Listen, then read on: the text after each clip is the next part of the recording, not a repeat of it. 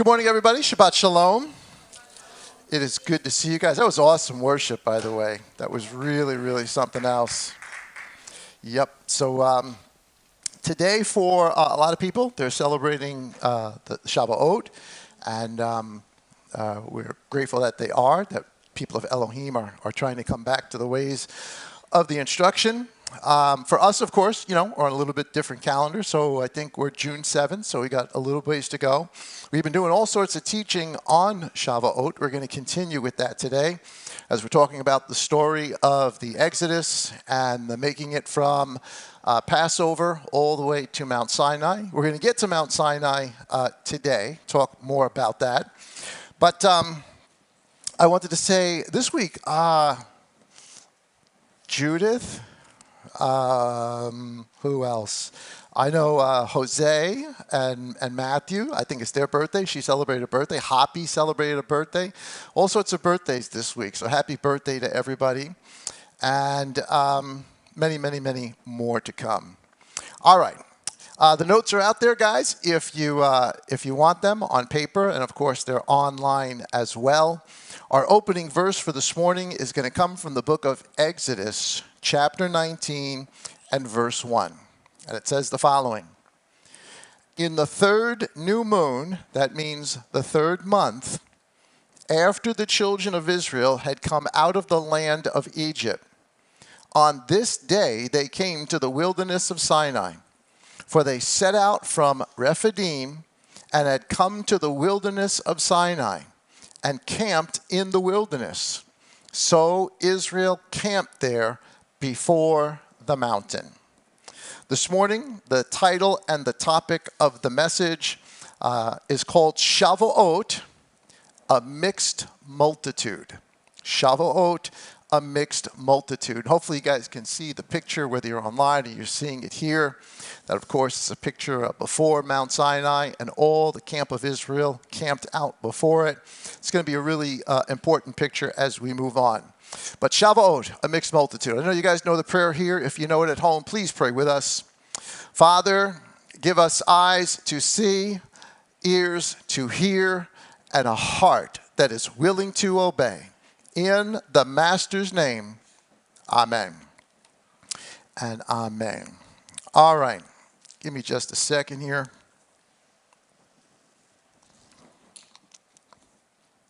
Okay. Before we jump into the story, of course, chapter 19, verse 1 was part of our Wednesday study too. This is just the account of Israel finally getting to that place where Mount Sinai is in front of them. And they are camped out on the outside of Mount Sinai, the whole house of Israel. Everybody that came out of Egypt is there before the mountain. As chapter 19 goes on, as the next couple of weeks go on, we're going to read further about what happens there. The giving of the covenant, of course, the giving of the Torah, the giving of the commandments, the bathing, the washing. We touched on some of that already. We've been talking about washing for weeks and weeks. But before we jump into any of that, I want to share something with you. And there is a chart. I'm going to pop it up here. If anybody does want a copy of it, you can get a copy later. It's same chart that's up there. I only have one here, but we can make copies for you if you would like. But I want to talk to you about prophecy. And how prophecy works, because it really is important that we understand this, because it's going to make a lot more sense when you understand this principle as to then understand the message that we're going to share with you for today. So basically, prophecy, we think of prophecy as foretelling the future. Certainly that is what prophecy was from the days of Moses right up to the day of Malachi, the forthtelling, telling what is going to come. That absolutely is prophecy. But prophecy is also forthtelling. And that's really sort of more what happens from the time after Malachi to today. Forthtelling doesn't mean that you tell the future. A prophet today doesn't necessarily predict what's coming. A prophet today explains what has already been said and how it relates today. So there's still prophecy, or what we call the gift of prophecy today. But when we think about prophecy, just from 2 points of view. First, from a Gentile church thinking view. That is, just about every denomination, every fellowship that we can think of out there. There is a way of thinking. It's more of a Greek way of thinking. It is linear. Linear just meaning that there is a starting point and things move on and there is an ending point. It is linear. Church thinking when it comes to prophecy is linear, meaning this, that, and you can see on the chart there, a prophecy is given, whatever the prophecy is. A prophecy is given. The Greek mindset, the linear mindset, is that at some point in the future, that prophecy will come true. Or if it is a prophecy, it will come true. And that manifestation of it coming true is the end. There's the prophecy, and then there's the fulfillment of the prophecy. Again, this is a Greek mindset. This is a church mindset, a Gentile church mindset. But in Hebraic thinking, and I think you guys know this, we've talked about this before, Hebraic thinking is not just linear. Hebraic thinking is cyclical. And by cyclical, with regards to prophecy, it is this, that a prophecy can be given, and there is a fulfillment, usually fairly close to the time that the prophet is giving the prophecy. There is a fulfillment of it, or what the people who hear the prophecy would recognize and look at and say, this is a fulfillment of it. But because it's not linear, it's cyclical, at some point in the future, there is a greater fulfillment of that prophecy, bigger.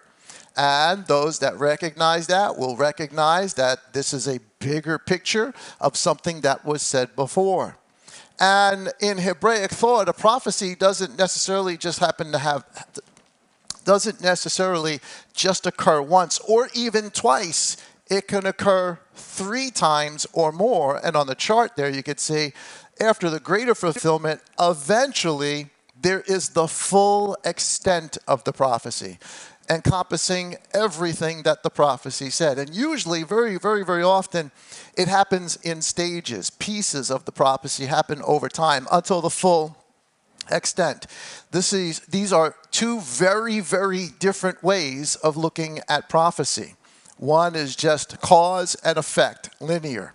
The other one is cause, revelation, revelation, bigger revelation, total fulfillment. It becomes cyclical.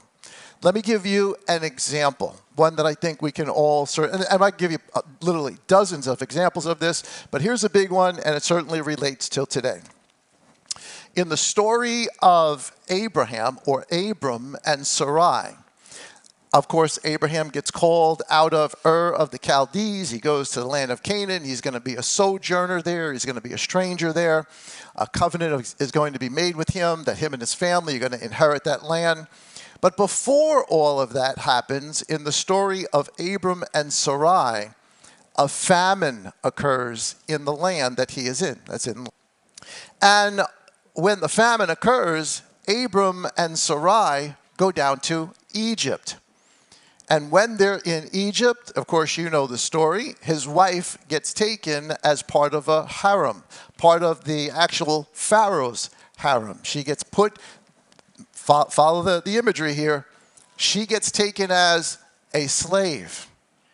And while they are in Egypt during the famine, now in slavery, at least Sarai, eventually great plagues break out on Pharaoh and his household.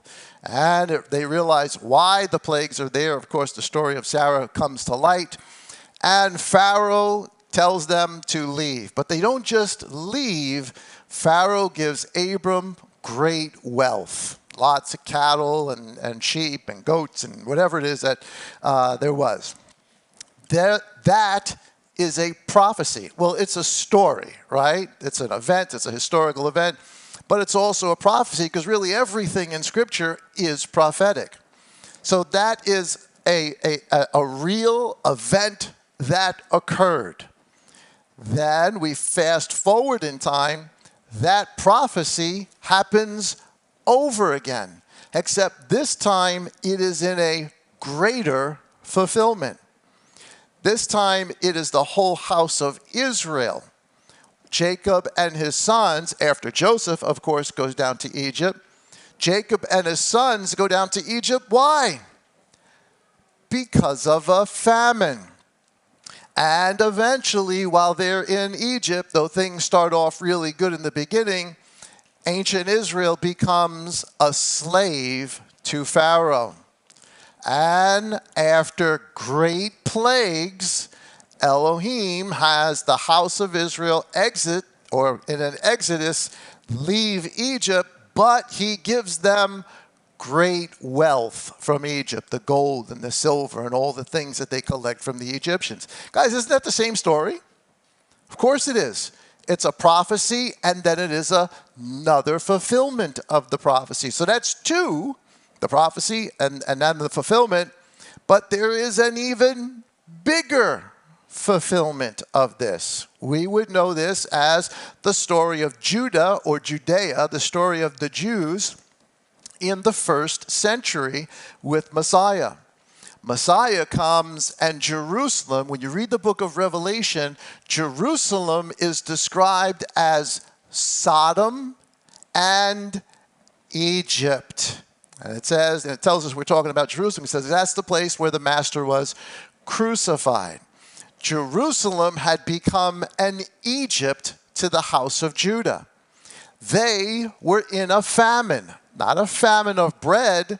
They were in a famine of Elohim's word, because the people who were in charge, the Pharisees, Messiah tells us over and over and over again, you have changed Elohim's word for your traditions. And they ought not have done that.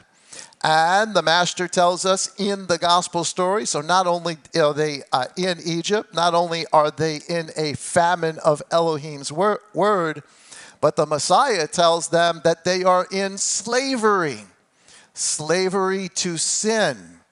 Of course, they rebuff that. They say, we've never been in slavery to anyone. But Messiah, of course, tells them that he who the Son sets free is free indeed. They were in slavery, but slavery to sin. And then an exodus from that slavery occurs. We call it the cross.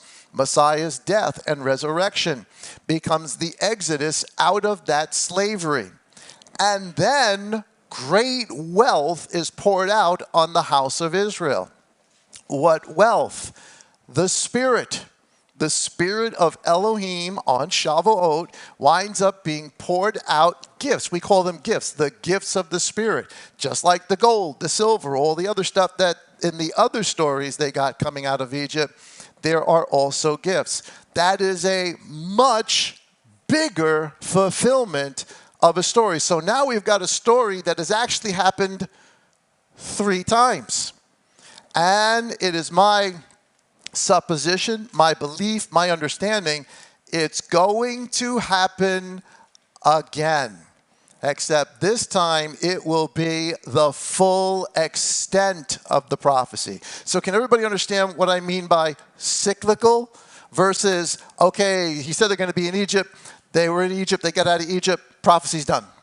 And obviously, prophecy's not done. 2 very, very different ways of thinking. One linear, the other one cyclical. Okay, so with that, and I'll give you another dozen examples of this happening over and over and over. And all the feast days are prophecies that happen over and over and over. So, with that said, I want to talk about Shavuot.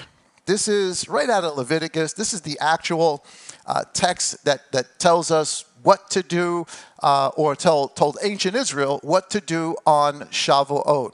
Now, it's important to remember that none of this was done really in the wilderness. This wasn't done until they got into the land.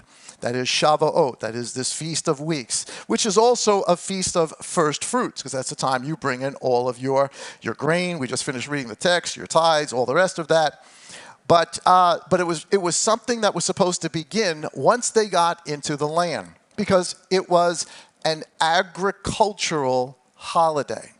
Shavuot was an agricultural holiday. It was about each individual bringing forth their tithe, their offerings back to the place where he chose. Back in the days of the kings, it would have been Shiloh, or of Saul and before King David, before there is a temple, it would have been Shiloh that they would have had to bring all of their offerings to in the land. So here's the actual instruction from Leviticus chapter 23. This is number 4 on your notes. It says, "And from the morrow after the Sabbath, from the day that you brought the sheaf of the wave offering, you shall count for yourselves 7 completed Sabbaths." That is called the counting of the Omer. We're doing it now, right? So after that Shabbat, when we raised the barley and we made a wave offering before Elohim, we begin counting 7 complete Sabbaths, or 49 days. Verse 16 says, "Until the morrow after the 7th Sabbath, you count 50 days. So 7 Sabbaths plus 1 day gets you to the 50th day. Which is why in Greek and in English today, people don't use the word Shavuot. People use the word Pentecost, which just means 50. Sabbath, you count 50 days. Then you shall bring a new grain offering to Yahweh. Bring from your dwellings for a wave offering 2 loaves of bread, of 2/10 of an ephah of fine flour. They are baked with leaven, first fruits." Now, I know we think of first fruits as, that the first fruits of the barley, and that which is when you wave the barley, but this is also a first fruits. And it says, and you can see in the picture there, that 2 loaves of bread are brought. But unlike the waving of the sheaf 50 days earlier, all you did was you waved the raw barley before Elohim as a wave offering. Now, 50 days later, you're to mill that grain. The harvest has come in. This is really the wheat harvest now. It's because it's summertime. It's 3 months later. Now it's the middle of summer.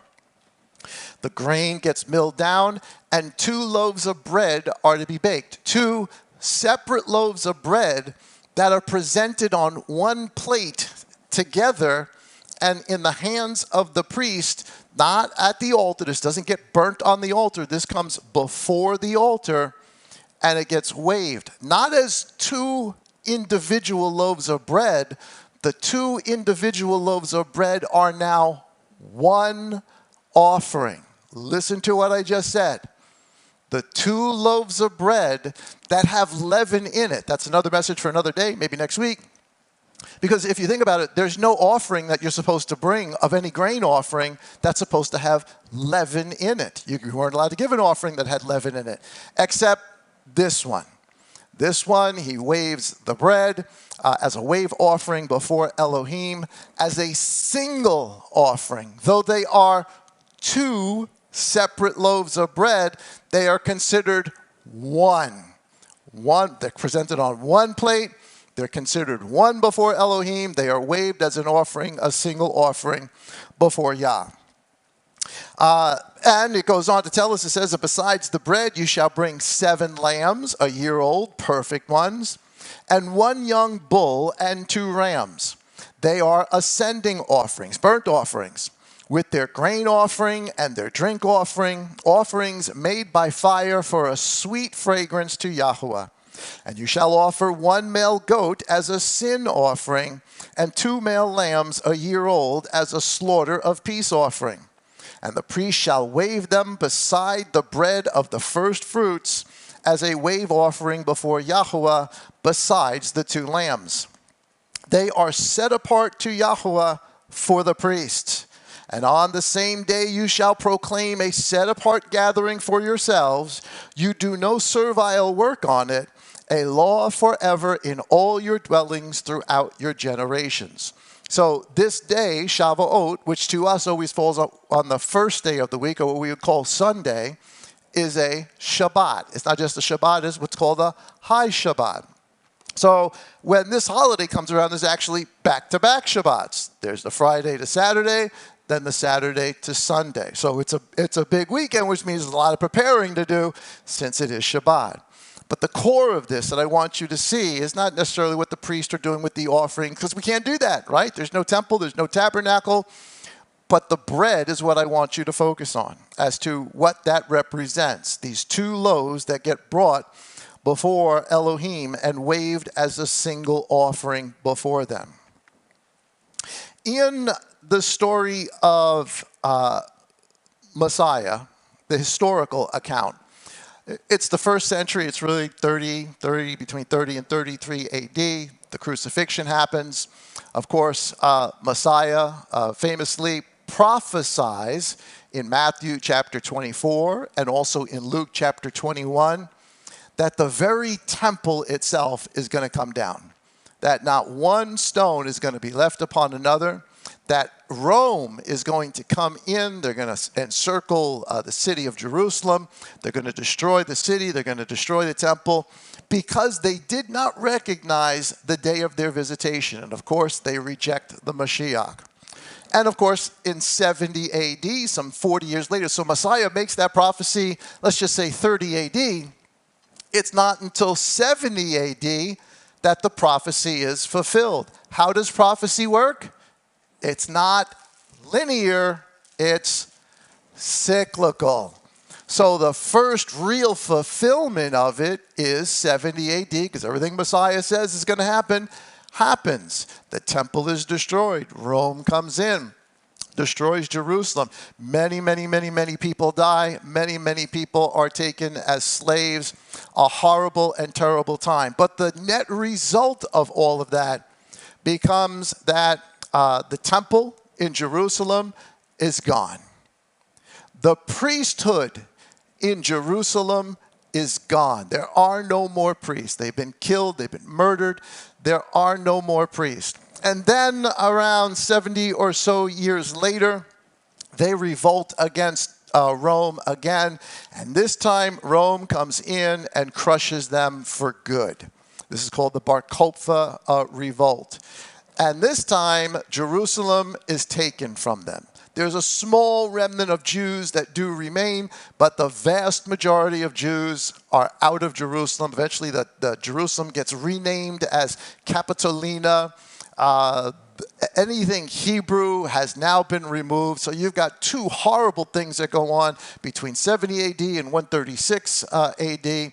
These two horrible events, again, that the net result of them becomes now no more Jerusalem. Now, no more temple. Now, no more priests.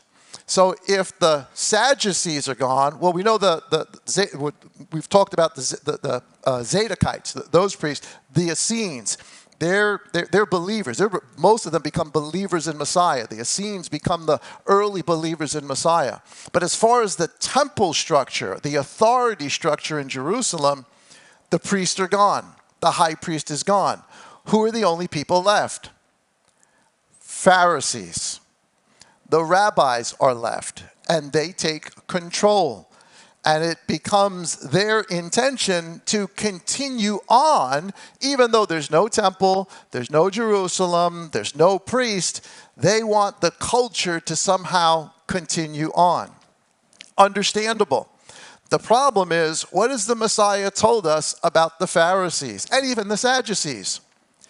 Beware the leaven of the Pharisees.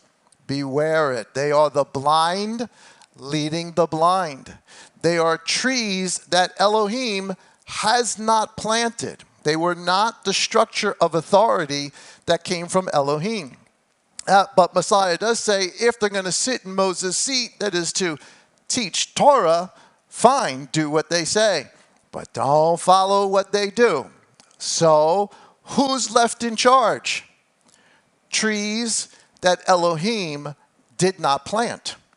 They are the ones that are in charge. And it winds up, and this is number 5 on your notes, since they're out of Jerusalem, in a town called Usha, which is today just outside of, in the Galilee area of, just outside of Haifa. There were the rabbis, the Pharisees, were getting together to try to figure out, how do we keep this religion alive? How do we keep this culture alive? Because now they're getting scattered all over the place. The core of what kept Israel together, the temple, is no more. The priests are no more. So how do we keep them together? Well, in Usha, through rabbinical law, halakha, the Pharisees sit down and they begin to figure out how we keep this all going, how they keep the Jewish religion going. This is important because Jewish religion is not the same thing as following Torah. Messiah tells us this over and over and over. But I get the desire inside of them to want to keep their culture alive, to want to keep it going. So amongst a lot of the things they do over time, starting around 170 AD, so this is sometime after 170 AD, they begin to formalize or to put into written form how you are to live as a Jew, what you are supposed to do. And of course, we're talking about all the Pharisaic traditions, their interpretations of the scripture. And since all of the feast days, including Shavuot, are all connected to the temple, because you went to the temple. The bread was raised in the temple. The lands were given in the temple, but there's no temple. So they've got to come up with something to replace it, but at the same time, at least keep it alive in the minds of their people. And this process begins in the city of Usha. Now, prior to them coming up with this, Shavuot, Pentecost, has always been referred to in the following way: as an agricultural holiday, to be started when you enter into the land and you plant your crops. Once you plant your crops, you bring the tithe, the first offerings of your crops in the summertime, back to Jerusalem, and all the temple stuff goes on. It is an agricultural holiday. There is no rabbinic, Pharisaic writings anywhere from the times the Pharisees start until after 170 AD that says anything about Shavuot being the memorial of the giving of the Torah. Now, I know that's how we think of it. I know that's how it's taught. I know that's how probably the vast majority of people today that are celebrating it or celebrate it whenever are going to celebrate it as the giving of the Torah, that the 2 loaves of bread represent the commandments, 2 different stones. Except that concept, that idea is found nowhere in any writing at all until after Jerusalem falls, until the Pharisees take over, until the people in Usha come up with these ideas. Prior to this, even in the Mishnah, which comes before the Talmud, in the Mishnah, when it mentions Shavuot, it only mentions it as a agricultural holiday. Now, everything's prophetic, yes, and you can say, well, yeah, and the reason they made it the giving of the Torah as Shavuot is their thinking was, well, that's a main event that also happens in the 3rd month of the year. Shavuot was supposed to be in the 3rd month of the year. So they connected the story of Shavuot, the story of Moses, all of the people hearing Elohim's voice, and the commandments coming down. And certainly that is a huge part of the story. The thing is, prior to that, some 400 plus years earlier, before anything was written down by Pharisees, the priests, the Zadoks, the Essenes, the people of the Qumran already had information about Shavuot, and they recognized it as an agricultural holiday, but they also recognized it as a memorial of the covenant. And not just one covenant, multiple covenants. That on this same day, if you listen to Wednesday's Bible study, on this same day, other things happened in the past with Noah, with Abraham. So they stressed the Shavuot, this bringing in of the grain, as a renewal of the covenant, representing the day Israel camped in front of the mountain as a great multitude. This comes way before, at least 400 years, if not earlier, before anything that the rabbis come up with. But again, the rabbis linked it with Sinai and the giving of the Torah. And this didn't even happen immediately. This happened over many years of tradition, until finally they came up with an actual date in the Babylonian Talmud. You can find it in what's called Shabbat 86a to 88a, if you guys want to look this up. This 500 CE, they finally come up and say, these are the dates of Shavuot. So this is where the whole counting of the 50 comes to get to a particular date as the date of when the commandments were given. All of this way after even the destruction of the temple. And the date winds up to be the third month, and they argued about it. Some said it was the 6th day of the third month, Sivan. Some said it was the 7th day. All right, all that history, I know it can get boring, listen to it, but it's important. They did not know what to do to keep it alive, so they came up with something. Is that necessarily bad? I'm not saying it's bad, but is that what the date was always about? That's the question. And that's an important one. And even is the counting the same as it was? Or do they specifically count to get to this day that everyone, and even today, our Jewish brethren, they don't count the Omer anymore. That's not done anymore. It's just Sivan 6th is considered the day of Shavuot, period. So there's no counting, no Omer, none of that goes on.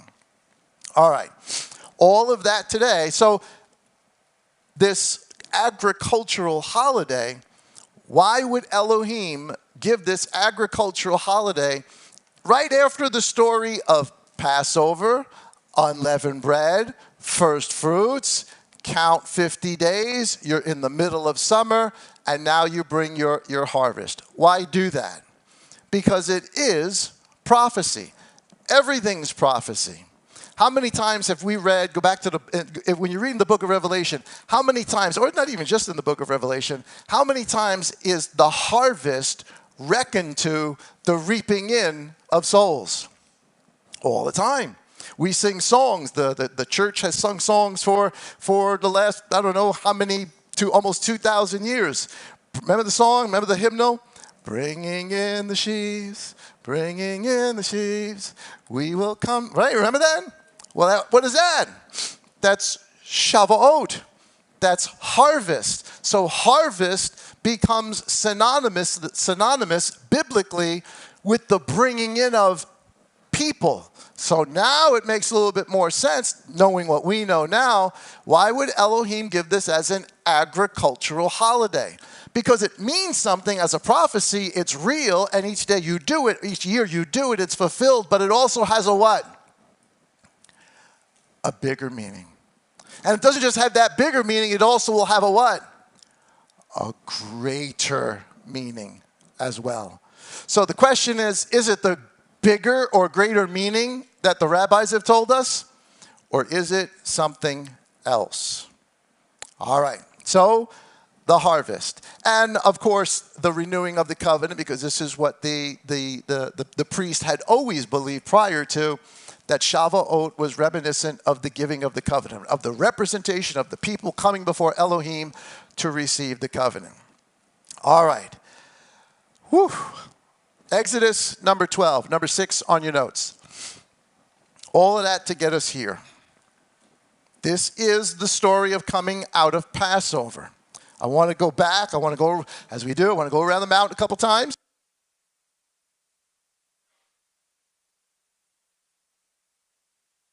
I want to go around the mountain a couple times, but follow with me, because at the end of this, you're going to be like, oh my goodness, this makes so much sense. So Exodus chapter 12, which is the story of the Passover. They're in Egypt. They're getting out of Egypt. Verse 35 says, and the children of Israel had done according to the word of Moses. So they took the blood, they put it over the doorpost, right? They ate the lamb that night, the bitter herbs. They were clothed, they had their belts on, their staffs. They followed all the instruction of Moses.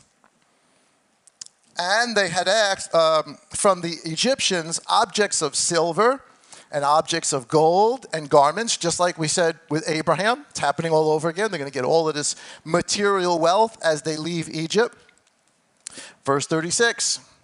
And Yahweh gave the people favor in the eyes of the Egyptians, so that they gave them what they asked. And they plundered the Egyptians. And the children of Israel. So when we say the children of Israel, we're talking about the 12 tribes. Notice they're not called the nation of Israel yet. They're the children of Israel, or the tribes of Israel. A lot of people, in fact, they'll tell us how many men, soldiers, and then others with them. It is, and the children of Israel set out from Ramesses to Sukkot. So we're talking about the native born, the people who identified as the tribe of Reuben, the Gad, Dan, Simeon, or whatever all the different tribes were. They set out from Ramesses, the city, to Sukkot, the first place that they camped. About 600,000 men on foot. So that would be the men. So multiply that times women, and then multiply that by at least 3, 4, 5 times kids. That's just the children of Israel. That's just the actual members of the 12 tribes. Then look what it says. Besides little ones, verse 38. And a mixed multitude went up with them too, also flocks and herds and very much livestock. You know what it doesn't tell us? How many? It just says they were a mixed multitude, meaning lots and lots. When you say multitude, are we thinking 5? No. Are we thinking 100? 1,000? We don't. A multitude, in my mind, means a lot of people. A lot of people came up with them. And this makes sense because if you are living in Egypt and you just saw all of the different plagues that occurred, you saw everything that happened with the frogs and the blood and the darkness and all the rest of that. And of course, the story of what Moses is doing is getting around to all of Egypt, because the Jews just didn't live in Ramesses. They lived all over Egypt. So this story was getting everywhere, but they weren't the only ones living in Egypt. Egypt was a metropolis. It was the center of it became, and we'll look at it why it did. It became the center of the world. People from all over. It's like today going to New York City and saying, well, if you live in New York City, there's only one type of ethnic group of people who live in New York City. Would that be true or false? That'd be false. New York City is a multitude of people from all sorts of different cultures, different languages, different backgrounds, all together. As were these people who also evidently left with the Israelites. I would too, if I'm seeing all the stuff that was going on, and they said, take the blood of the lamb, put it over your doorpost, and the firstborn won't die. Having seen all the other plagues, I would have done exactly that. And many obviously did. So, pay attention. How many groups come out of Egypt? 2.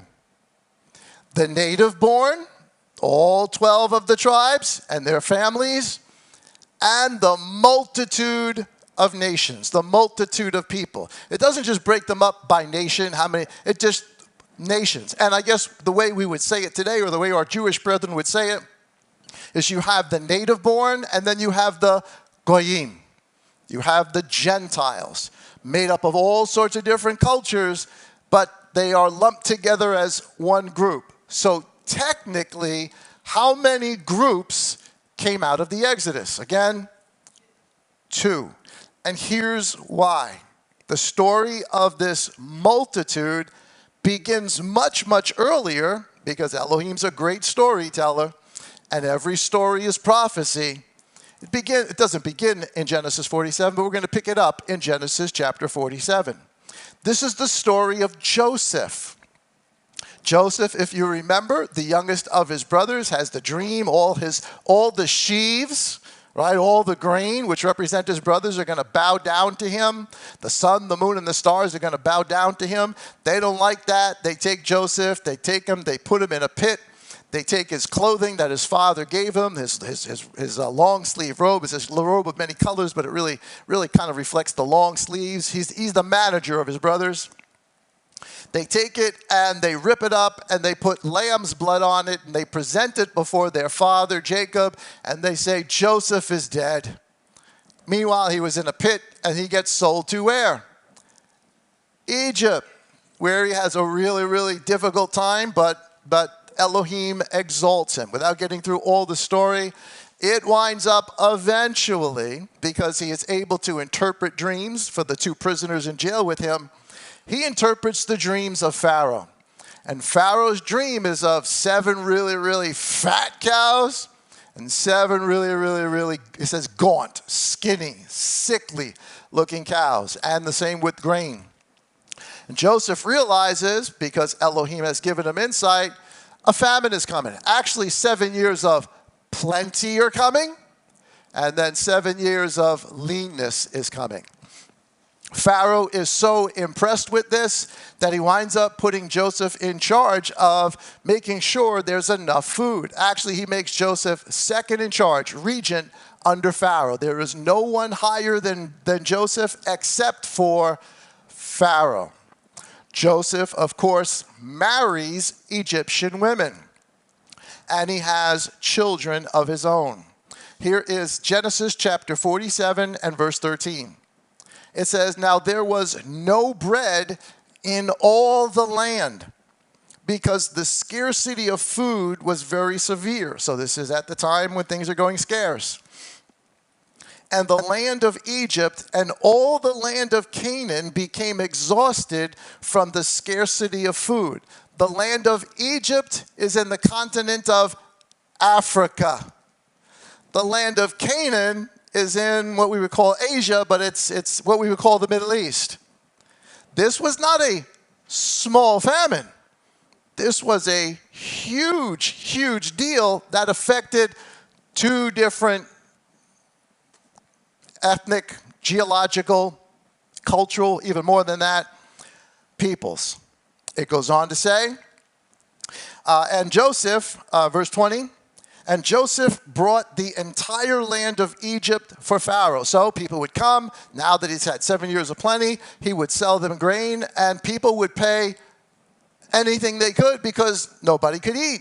Nobody had seed. The seed would die.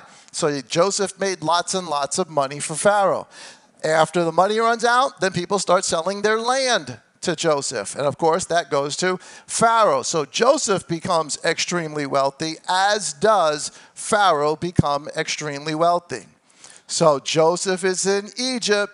There's a famine, and he becomes the answer to that amongst the Gentiles, amongst the Egyptians. Because every man of the Egyptians sold his field because of the scarcity of food that was severe upon them, and the land came to be Pharaoh's. And as for the people, he moved them into cities from one end of the borders of Egypt to the other.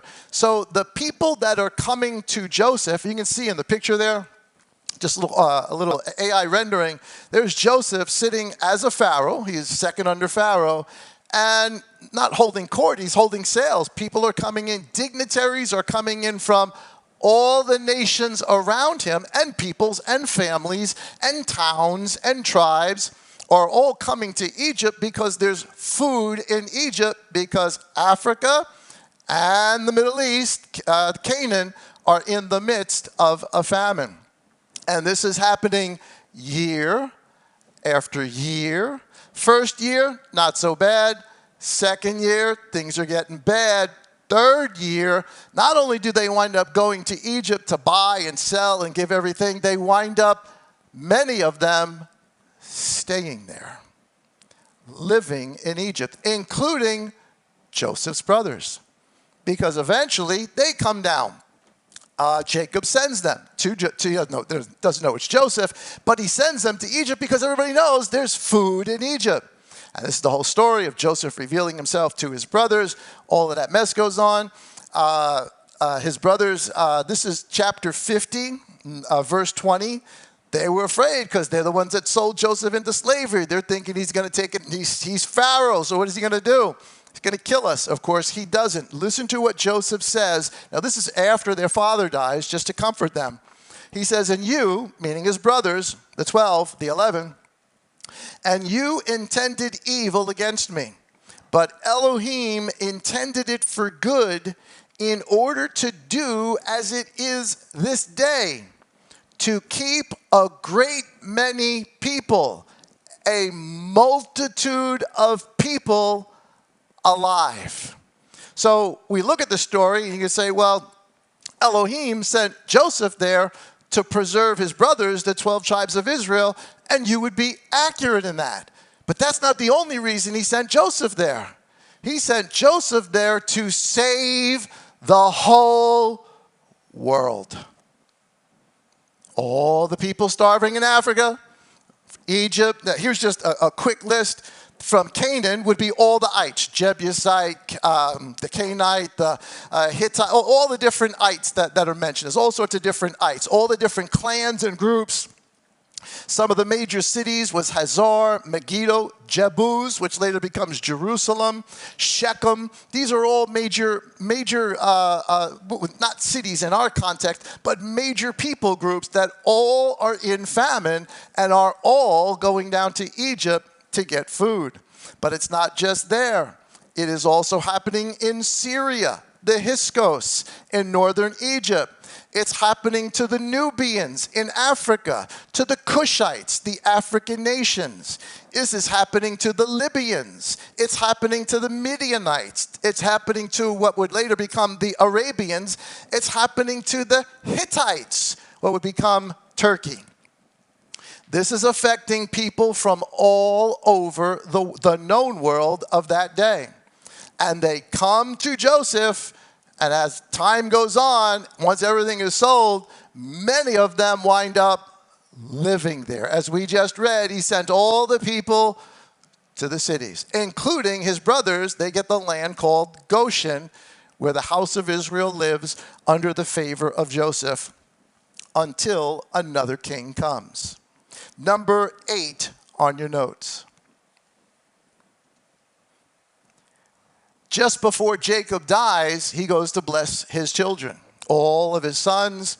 But before he does that, he goes to Joseph's sons. And you know the story. It's the story where he takes his hands, right, and he crosses them. Ephraim and Manasseh. Manasseh is supposed to be the firstborn, Ephraim the second, but he switches it, and he gives the blessing to Ephraim. Pay close attention. Now, think about this for a second. Joseph was in Egypt, I don't know how many years it was, prior to his brothers coming down. We know that the house of Israel, the tribes of Israel, were in Egypt for over 260 years. In 260 years. And remember, there is no prohibition against marrying people of other cultures. That hasn't happened yet. That's Torah later on. That hasn't happened yet. Joseph married who? Egyptian women, which means his children were part Israeli, part of the tribe, part of the house of Israel, and also Gentile. Now, if we rely on the rabbis today, we would say his children aren't Jewish at all, because the rabbinical tradition is unless your mother is Jewish, you're not considered Jewish, which again, that's tradition. It's got nothing to do with anything except the tradition. The blind leading the blind. So if Joseph does this, and all of these people from all of these different cultures have all come down, and I would imagine at some point they probably all stay in their different areas, but in 261 years, 261 years. Don't you think there were some cross marriages that went on all over the place? All over the place. We know that Israel forsook Elohim. They forgot about Shabbat. That was gone. They forgot about even the first fruits, because that came even before this. They forgot about it. They worshiped just like the Egyptians did. And if they worshiped just like the Egyptians did, they lived just like the Egyptians did, as would everybody else from all the other cultures that moved there. I mean, after a while, it doesn't matter where you're from. You know, we make the big deal out of it in our culture today about, you know, what's your ethnic background? My ethnic background is Spaniard. My ethnic background is Boricua, is Native American. No, I'm a New Yorker. I'm a New Yorker. I was born in Brooklyn. I was raised on Long Island. And now I live in the Bronx. I'm a New Yorker. Yes, we have that ethnic background. But after a while of being out of that land, it's the land you're in is the only thing you know. It's what's familiar. 260 years of this. Multiple generations of this. By the time Moses comes, the house of Israel is as much Egyptian as the Egyptians are, and the Nubians, and the Hittites, and the Cushites, and the Libyans, and the Midianites, and the Hittites, and the list goes on and on and on and on and on and on and on. They're no different than them, but Elohim has come to call them out because of the promise given to Abraham. So here's Jacob about to bless his sons, and look what he says. Genesis 48, verse 19. But his father refused and said, he wanted him to uncross his hands. His father refused and said, I know, my son, I know. He also, meaning Manasseh, also becomes a great people, a people. And he also is great. And yet his younger brother is greater. This is Ephraim. His younger brother is greater than him. And his seed is to become the completeness. Look at multiple translations. His seed is to become the completeness, the fullness, the multitude of the nations. Wait. This young man, who's not even really fully of the house of Israel, is now being prophesied over that his seed will become what? A great multitude of nations. This is prophecy. There's always the immediate, the bigger, and then the ultimate fulfillment. At least 3, sometimes even 4 different times. So, the whole, going back to the story of the Exodus, listen to what Elohim says to all the sojourners, all the mixed multitude who we just read came out of Egypt with them. Listen to what Elohim says about them. Exodus chapter 12, verse 49. There is one Torah for the native born, that's the people of the 12 tribes, and for the stranger or the foreigner who sojourns among you. As they were coming out of Egypt, they were going to be all ruled under one law because they were all going to become one nation, though they were 2 separate groups. You're all starting to get it now, right? Starting to make sense? The native born and the stranger who sojourns among you, and all the children of Israel did as Yahweh commanded Moses and Aaron, so they did. And it came to be on the same day that Yah brought the children of Israel out of the land of Egypt according to their divisions, with the mixed multitude. This idea of the mixed multitude isn't something that comes along later in the church age, because from a church age perspective, the idea or the concept becomes, well, once Shavuot, or what the church calls Pentecost, happens, the vast majority of Christendom looks at that as the beginning of the church. And by church, it means, at least from the time of Constantine on, it means the Gentile church as something distinct and separate from the house of Israel or Jews that came before. This is basic Christian doctrine. This is just about every denomination that there is. That the day of Shavuot, or what we call Pentecost, Acts chapter 2, is the beginning of the church, i.e. Gentile church. But it has never, ever been the story throughout the scripture that Elohim is looking for two separate groups of people. He sent Joseph there to do what? Save everybody. Joseph becomes a type of Messiah, rejected by his brothers, put in a pit. Father sees his clothing stained with lamb's blood. His son is dead. Then he gets to see his son again as a king in resurrection. And in famine, he winds up feeding the whole world and saving his brothers at the same time. Guys, that's prophecy. It happened there. It's going to happen bigger later on, of course, in Messiah. It was always the intent for Elohim to bring two groups of people and make them one. Here's Isaiah chapter 56 and verse 3. I know it says 33, it's just a typo. Verse 3. So this is prophecy. Isaiah is prophesying what's going to come in the day when the Mashiach comes, when the whole world is full of the knowledge of Elohim. This is the whole real book the whole book is a prophecy. But listen to what he says in verse 56.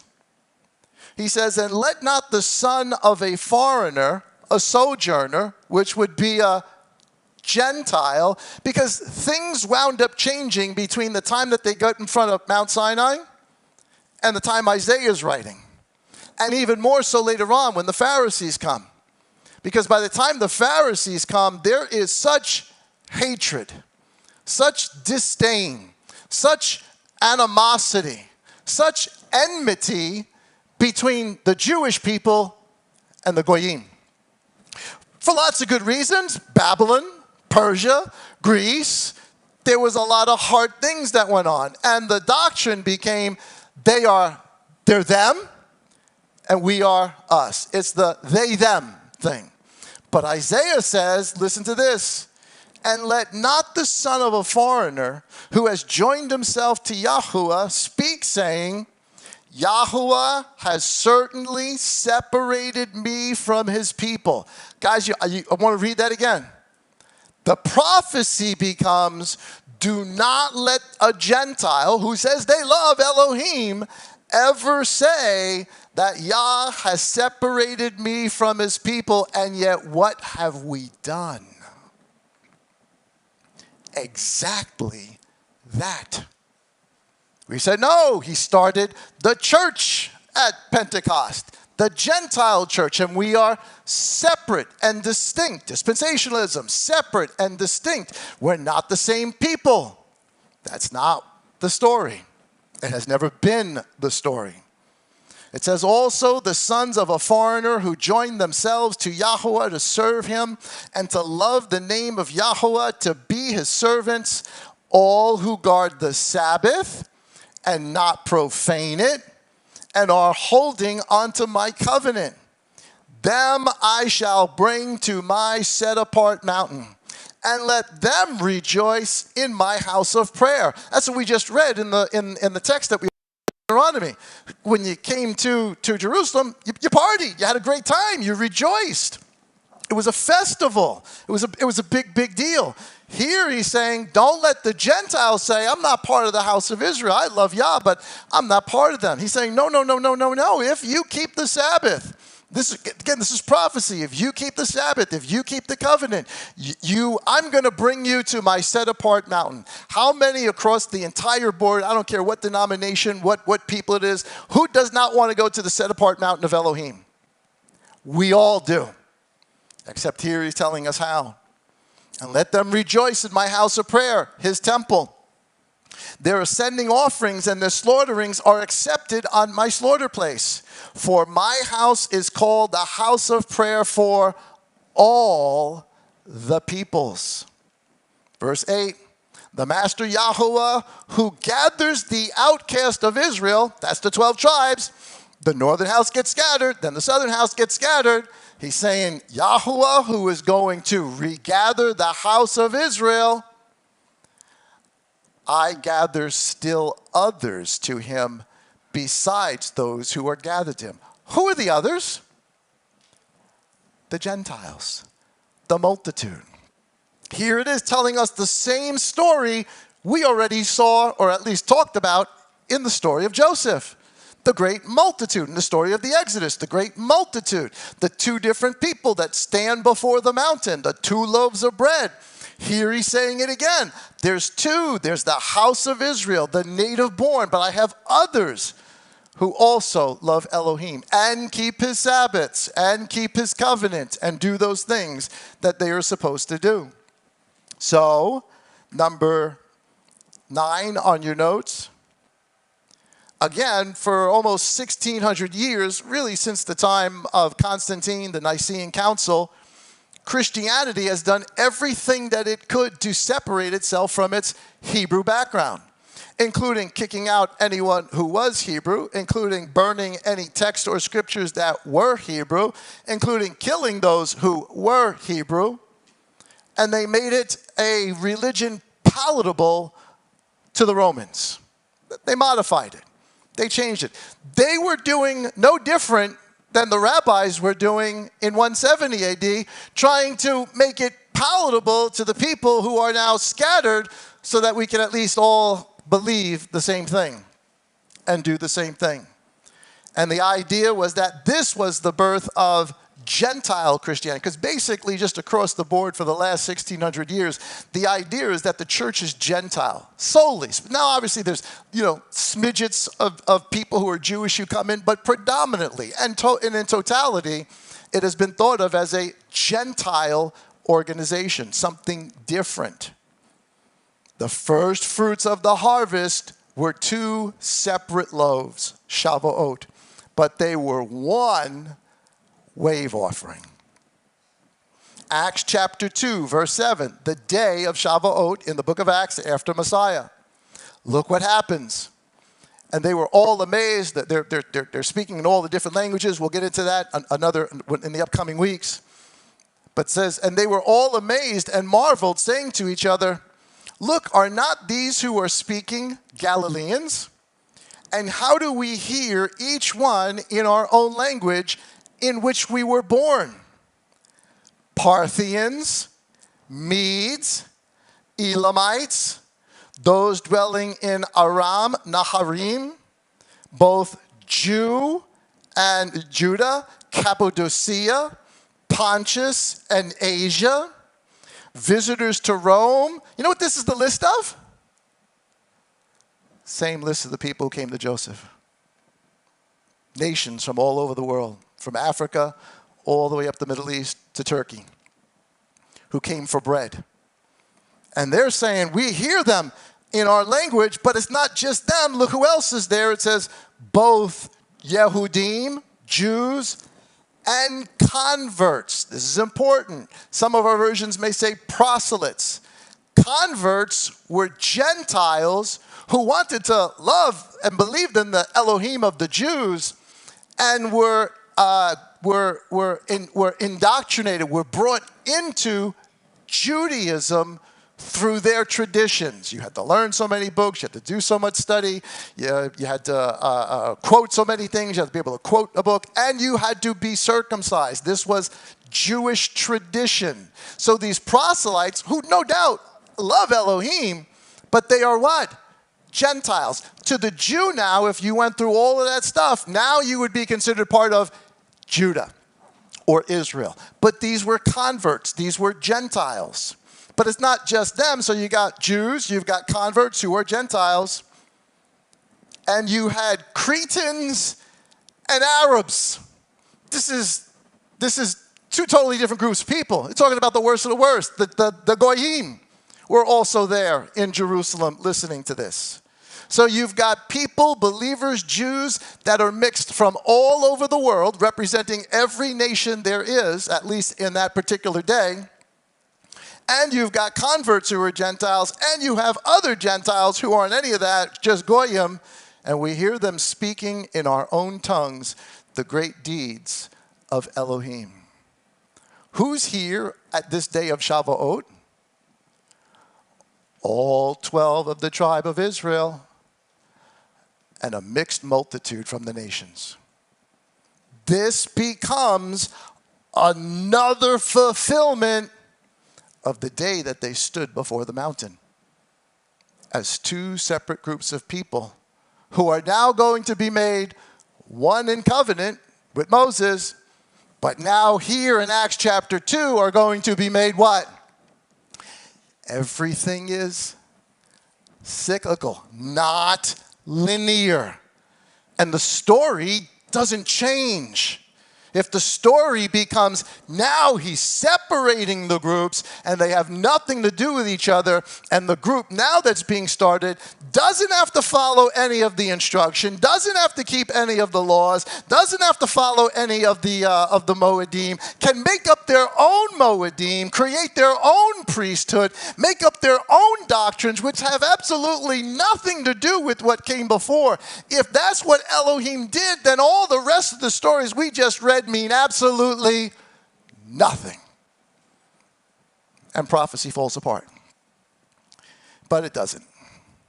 It may be what we did, but that's not what the story is. The story is he's making one people. This is, in fact, the story of Joseph, happening all over again in Messiah. He is the king who is rejected by his brothers, who goes into a land that is Israel, that is in the midst of famine, that is in the midst of slavery, that feeds them bread that they knew not of, tells them he can get them out of their slavery. By the Passover, he does it, and now he's going to give them gifts.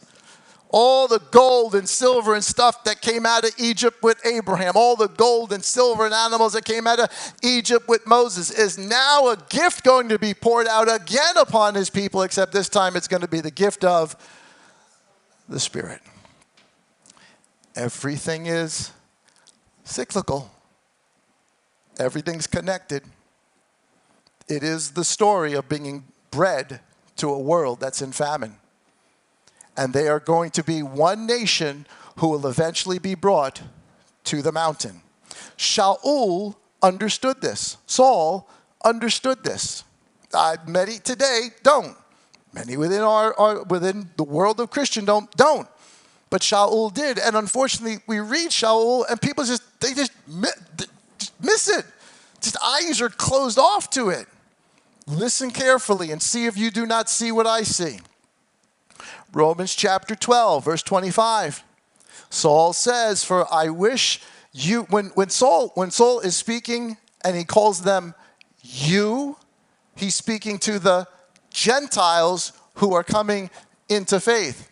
When you hear Saul say we, our, he's speaking to the Jews that are now intermingling with the Gentiles. Use that as a reference as you read throughout Saul. It'll make so much more sense as to who he's talking to. It says, for I do not wish you to be ignorant of the secret, brothers. So who's the you? Gentiles. Lest you should be wise in your own estimation, that hardening in part has come over Israel. In part, not all of Israel, part of Israel hardened themselves to Elohim. Until when? Until the completeness, until the fullness, until the multitude of the nations have come in. This is the exact wording of Jacob switching his hands over Ephraim. This is the exact wording of the multitude that comes out of Egypt, that Ephraim would become. And so here he's saying, don't let hardness has only happened in part until when? Until the completeness, the fullness, until the multitude of the nations has come in. Come into what? Now, modern Christendom would say, well, come into Messiah. That'd be absolutely 100% true. But that's not what he's talking about here. He's talking about coming into the nation of Israel, becoming part of the body. And so, here's how we know. He says, and when that happens, and so all Israel shall be saved. Meaning what? The 12 tribes, and whatever represents the entire 12 tribes, and a multitude of Gentiles. Together they would make up the whole house of Israel. 2 separate loaves, 1 wave offering. And so all Israel shall be saved, and it shall be written, the deliverer shall come out of Zion, and he shall turn away wickedness from Jacob. And this is my covenant with them when I take away their sin. Truly, as regard to the good news, meaning as regard to Messiah's death and resurrection, they, many of the Jews whose branches are broken off, are enemies for your sake. They don't want to hear it. They're enemies for your sake. But what we've done as in the Gentile world, we've looked at that and they're enemies. They're against us. We're against them. They killed Jesus. There's animosity there. Which was already there even beforehand with the Pharisees and the Gentiles. And if that's how we think about it, we will never see that he's talking about bringing 2 groups together. So, with regards to the good news, they are enemies for your sake.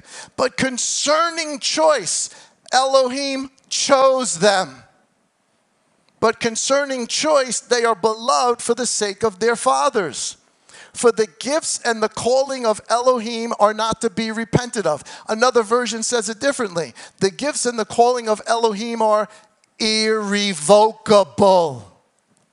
When Elohim calls, that's it. There may be individuals who fall away, and maybe even the majority, but he will always have a remnant of faithful throughout all ages.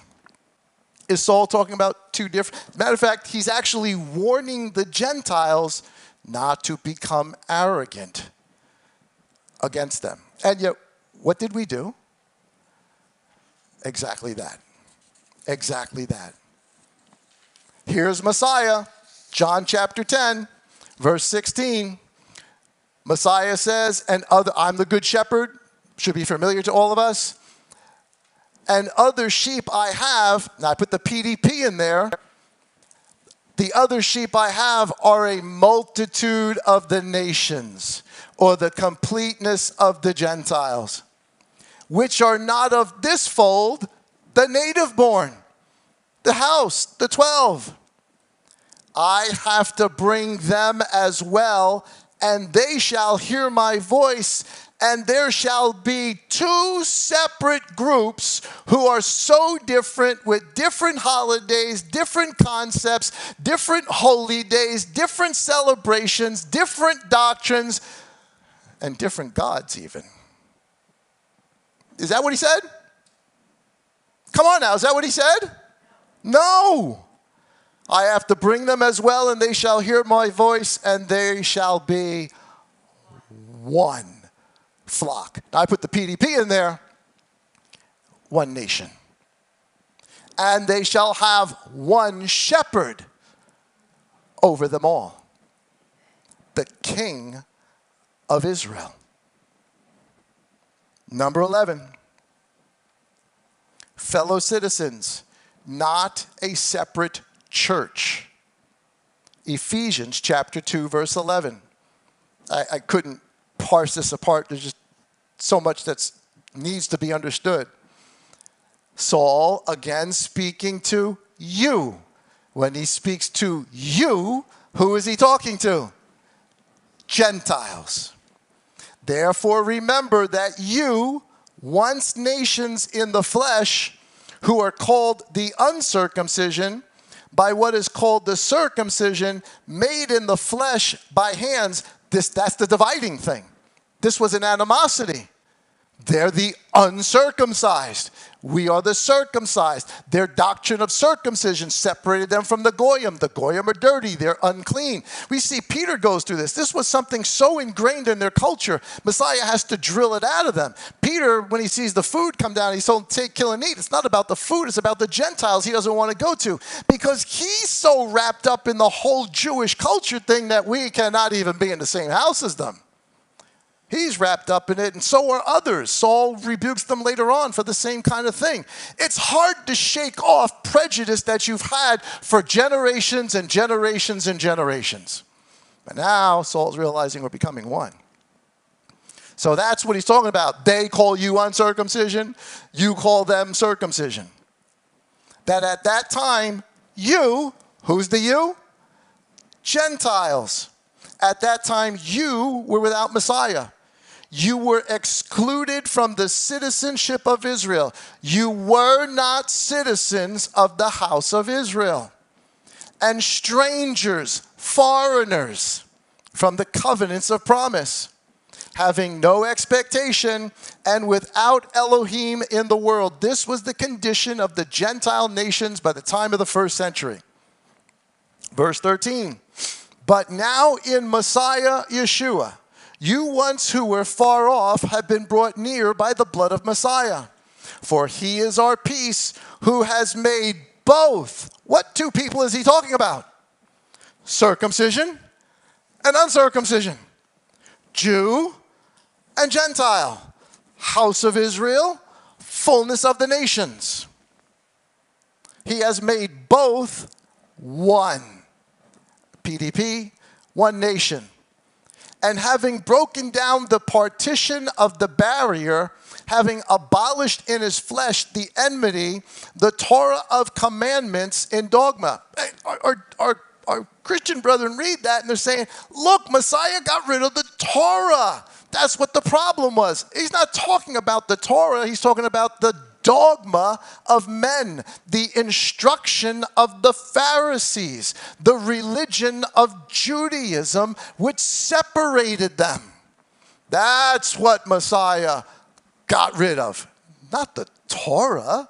We were already told as prophecy. Any Gentile who comes in and says, I'm not part of the house of Israel, don't say that. If you love Elohim and you keep his Shabbats and you keep the covenant, you're going to have a name even better than that of a son. Don't do that. Don't say that. You want to go to the mountain? You want to go to the place where Elohim is? Don't do that. You're not separate. Yes, he's going to call and pull out the house of Israel, but he has others still you that he wants to bring as well. This isn't something new. This doesn't pop up in the New Testament. We've been reading the story just for today. We've been going through it for the last hour, starting all the way in Genesis. And here it is now in the book of Acts, or the book of Ephesians. For he is our peace, who made both one nation, having broken down the partition of the barrier, having abolished in his flesh the enmity, the Torah of commands in the Jewish religion, so as to create in himself one renewed man from the two. This is still about making them one. Thus making peace, because they hate each other. And to completely restore to favor both loaves of bread, of them unto Elohim in one body, called Israel. Yeah, as you can say, the one body is Messiah. Yes, absolutely, we are part of the body of Messiah. But that's not what he's talking about. He's talking about citizenship in Israel by Messiah. Through the stake, having destroyed the enmity that we have for each other by it. Verse 19, so then you, who are the you? Gentiles, or what used to be Gentiles, for you are no longer strangers and foreigners, but you're now what? Fellow citizens of the set apart ones. Who's the set apart ones? The house of Israel, called by Elohim for his love of Abraham, Isaac, and Jacob. And that calling is irrevocable. They don't believe in Messiah and join church, join the Gentile groups. The Gentiles believe in Messiah, and we join them, the faithful house of them. That's very, very different. But is that not what we just read? Is that not what we just followed throughout the entire text? From the beginning all the way to the end. But fellow citizens of the set-apart ones, the 12 native-born tribes, and members of the household of Elohim. Last verse for today. I showed you this in the beginning. Prophecy is spoken about, it occurs. A bigger fulfillment of it occurs. Maybe another bigger fulfillment of it occurs.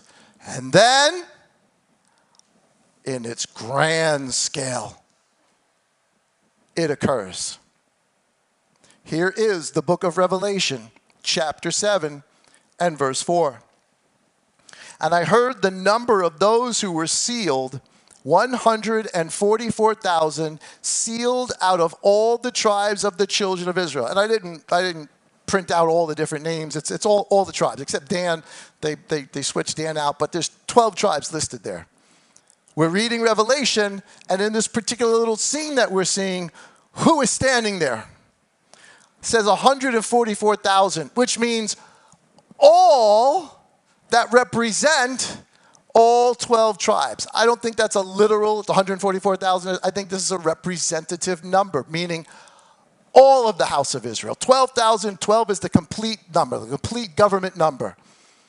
All that are the house of Israel, of the tribes, are standing there. Okay? Verse 9. After this, same vision, same thing he's seeing. So he sees the 144,000. After this, I look and I saw a great crowd. PDP I put in there. A mixed multitude, which no one was able to count. Why aren't we given the number in Exodus?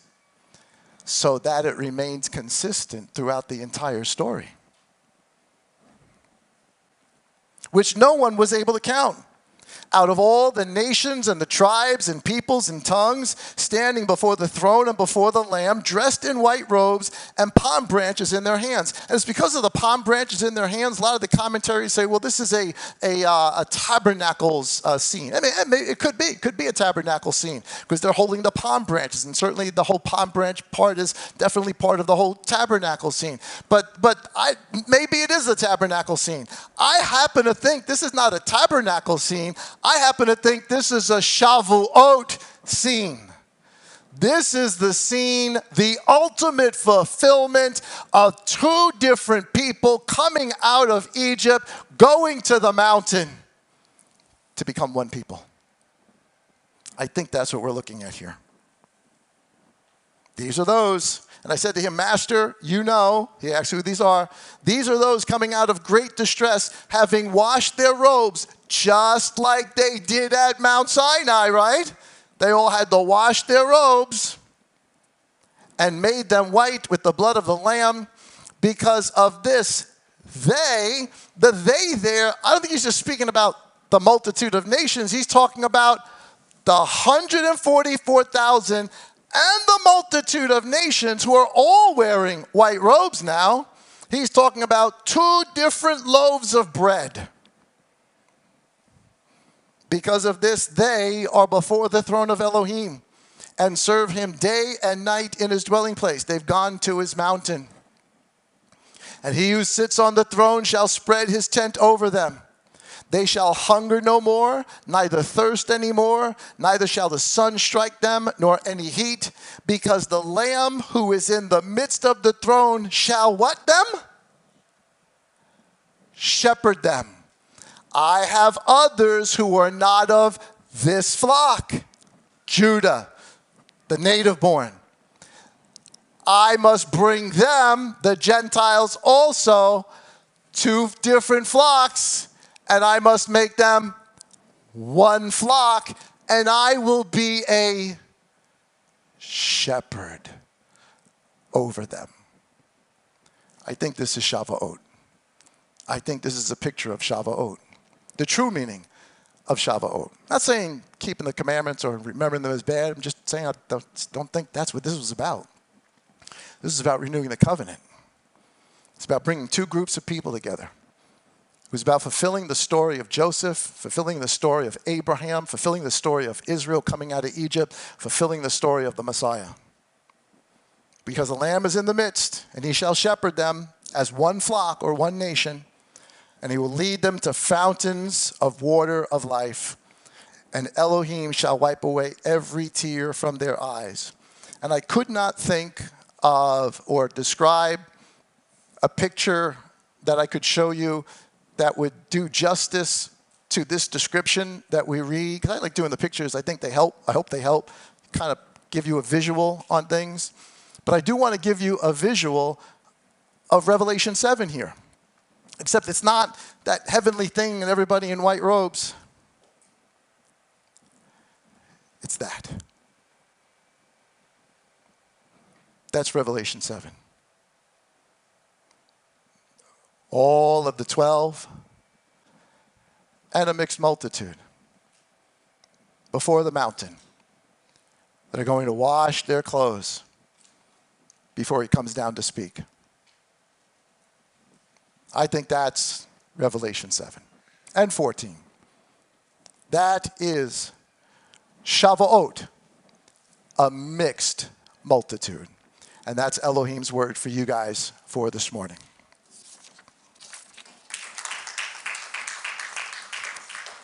If anybody wants the chart, I can make some copies of that if you guys want it. Guys, does that make sense? I hope that makes sense, because this is so important to us. This is so, so important to us, that there is not a us and them. There should not be. There are, yes, two different groups of people who came from two different places that are making it to a single destination, under a single nation, under a single name, under a single king, to obey a single instruction as given by Father right in the beginning. Everything is cyclical. And I know this is different, and I hope my Jewish brethren that are watching this, I hope this makes sense to you as you read it. To all of our Christian brethren that watch this, I hope this makes sense to you when you read it. That you don't just say, oh, no, this is the New Testament's about Gentiles, about us. Israel messed up. He's going to deal with them later. No, he's been dealing with them the whole time. And he's been dealing with us the whole time. And another Mount Sinai is coming. Another gathering is coming. Another Exodus, I guess you could say. A bigger one is coming. Because everything is cyclical, not linear. Father, we love you. We thank you for how amazing your word truly is. We ask and we pray that you would open up our understanding to see these things, that you would give us compassion for our Jewish brethren, that we might, Father, have the words to be able to share with them. Father, that you would give us compassion upon our Christian brethren, that we might have the words to share with them, to open eyes for them to see that there is not one or the other. There is no us and them. There is but one flock, one law, one Torah, for those who were the strangers and sojourners, and for the native born. One Messiah who is king over one nation, the people called Israel. Father, we love you. Keep doing what you're doing. Bring us to completion. Bring the nations in. And when that happens, save all of the house of Israel. We ask this in the Messiah's name, to his glory and to yours, Father. Amen and amen. I'm sorry, guys. I went a little bit over, but this was important one to get the whole thing out to you. Listen to it again. Download the notes. If you got questions, certainly shoot them over to me. Don't dismiss this stuff out of hand. Do your own research. Go back, check it out, and see if you can't follow the story all the way through. This is so, and guys, the fact that we are figuring this out now, 1,600 years after the Nicene Council, after we made Christianity just a Gentile thing, the first Christians were all Jews. That's what they were. They were all Jews. Antioch was full of Jews. They were all Jews. And yet we've gone so far away from that. We're going to talk about more of this the next time we get together. Guys, thank you so much for hanging out with us. Hope that you enjoyed that. Join us on Monday for our morning matters. And, of course, next week as well. Remember, there's no Friday night hidden manna. In the meantime, have an awesome rest of the day. Say it with me, everybody. Shabbat. Peace.